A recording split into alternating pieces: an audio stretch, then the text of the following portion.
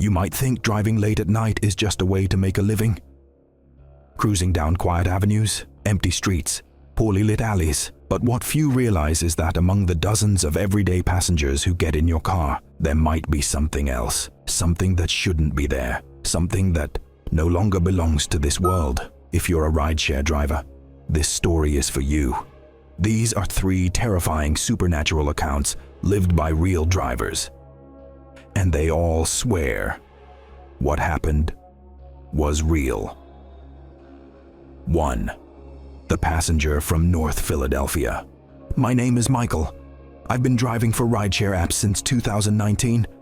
I've given rides to all kinds of people. But there was one night I'll never forget. It was around 2:40 a.m. on a Sunday. I was parked near Germantown Avenue in North Philadelphia when a ride request came through headed to the Wissinoming neighborhood. Nothing unusual. The pickup spot was a dark street near a small park, not too isolated though. When I arrived, the passenger was already standing on the sidewalk, facing away. He got in silently, wearing a black hoodie, and looked drenched, even though it wasn't raining. He asked me to turn off the radio and air conditioning and said only, "Don't stop at any traffic light, no matter what happens."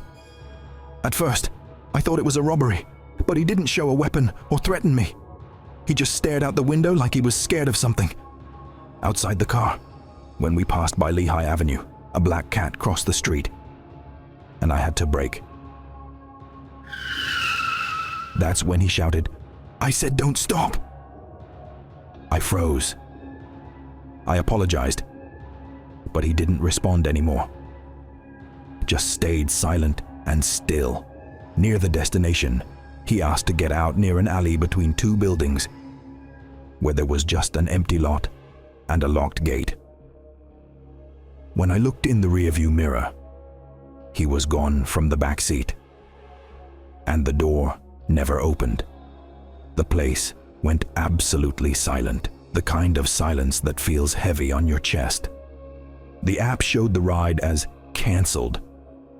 The next day, still shaken, I went back during daylight. I parked and walked to a street vendor selling hot pretzels at the corner. I told him roughly what happened, and he stared at me seriously. After a long silence, he said, "That's been going on for about 10 years. A young man once ran through that same alley, desperate, fleeing a car that tried to hit him on purpose. He tried to get help, waved at drivers, but no one stopped. No one. He ran into that empty lot, thinking he'd escape, but the car followed him. They ran him over right there." The vendor took a drag from his cigarette and added, "Since then, people say they sometimes see a man coming out of that alley late at night, asking for a ride, always soaked, like he just came out of the ground." I couldn't respond, just got in my car and left with the feeling that night, he finally found someone who stopped to listen. 2. The woman from Seton Hill, Pittsburgh, PA. My name is Adrian. I've been driving since the pandemic started. Back then, we accepted every ride just to make ends meet. The worst night of my life happened in 2021. It was almost 3 a.m. I was near 5th Avenue when a ride request popped up from a quiet residential street called Rebecca Street in Seton Hill. I thought it was strange, but I went anyway. I arrived and waited about 2 minutes. Suddenly, a woman appeared walking very slowly, like she was barefoot. She had long wet hair and wore a torn white dress. She got in without looking at me and said, "I want to go to Point State Park, but take the old route, along the riverfront." I told her the waterfront was kind of dangerous at that hour and the GPS suggested another route. But she repeated, "The old route, please." During the ride, a strange smell filled the car, like sea air mixed with something rotten. Her window fogged up even though the air was off. When we reached a dark spot, she said, "Here, stop." But there was nothing there, just a neglected stretch of riverwalk with stairs down to the water. She got out, walked toward the river, and vanished. She didn't walk away. She vanished, like smoke. I couldn't breathe. I froze. When I tried to end the ride, the app showed error, unknown location. Not knowing what to do, I went back to the pickup spot. The next day, I told an older woman at a nearby corner store what happened. She looked scared and said, "I've heard that story before. A woman was found dead at that park. They said she walked all the way from Rebecca Street. They say her spirit still tries to come home, not knowing she died. To this day, I honestly don't know what to believe." 3. The address with no number, Austin, Texas. My name is Carlos. I'm 37. I've been driving in Austin for about 3 years. This happened in 2022, and it was the only day I seriously thought about quitting rideshare driving. It was a Tuesday around 11:30 p.m. I was wrapping up when a ride request came from the South Congress area. The destination was a neighborhood called Boldan Creek, a hillier area with big houses and quiet streets. I arrived at the pickup point, a brightly lit bakery. A woman waved at me politely. She looked around 30, well-dressed, hair tied back. Wearing a lilac dress, she smiled calmly and said, "Thanks for accepting the ride. It's good to know there are still drivers around at this hour." We talked a little during the trip. She seemed kind but sad. Said she lived with her parents and didn't like being out late. Said something like, "Sometimes I come back, but I feel like I don't belong anywhere anymore." I didn't quite get it and kept quiet.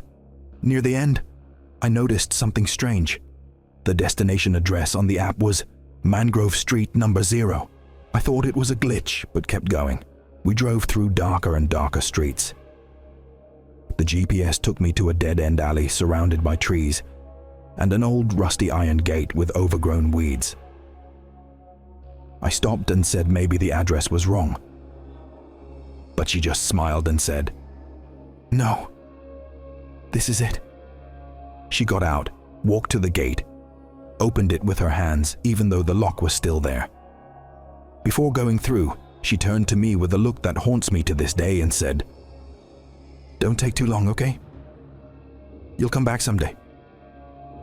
Then she walked through the gate. What really froze me was the sound. As soon as she passed, everything went eerily silent. No crickets, no wind, nothing. I tried to end the ride, but she vanished from the history. No name, no fare, nothing. I thought I was losing my mind. The next day, I went to the area during daylight. I stopped by a shop and asked the owner if Mangrove Street really existed. He said, "It used to, but they changed the name after a woman was killed there, hit by a violent boyfriend. That was about 15 years ago. She was coming back from the bakery late at night. If you made it this far, driver, tell me, how many times have you accepted a ride on autopilot? How many times have you stopped in a strange place late at night without thinking twice? Maybe some of these stories sound familiar. Maybe you've given a ride to someone who shouldn't have been there. Be alert for unusual routes, for passengers who speak little, or disappear without opening the door. And most importantly, never ignore your gut feeling. Next time someone gets in your car and the atmosphere suddenly changes, maybe it's not just the weather turning. Maybe it's someone trying to come home. If you're a rideshare driver and have experienced something strange, something you couldn't explain, share it with us in the comments. Maybe your story will be here next time.